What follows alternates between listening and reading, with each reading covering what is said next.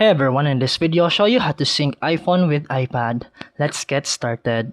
First is sign in with the same Apple ID on the both devices. Go to settings, then tap your name at the top. Then make sure both devices are signed in with the same Apple ID. Step 2 is enable iCloud sync.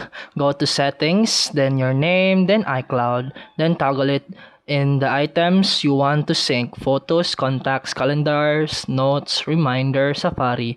Make sure both devices have Wi-Fi enabled. The next is on iCloud, tap Photos, then enable iCloud Photos on both devices. All your photos will automatically appear on your iPad when connected to Wi-Fi. And after that, in settings, go to your name, then go to iCloud. Then scroll to the iCloud backup. Tap backup now on your iPhone. On iPad, restore the same iCloud backup during setup, or apps will sync automatically if purchased with the same Apple ID.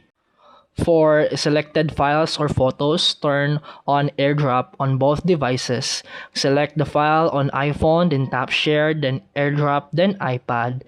Then tap Accept on iPad. Your iPhone and iPad are now synced.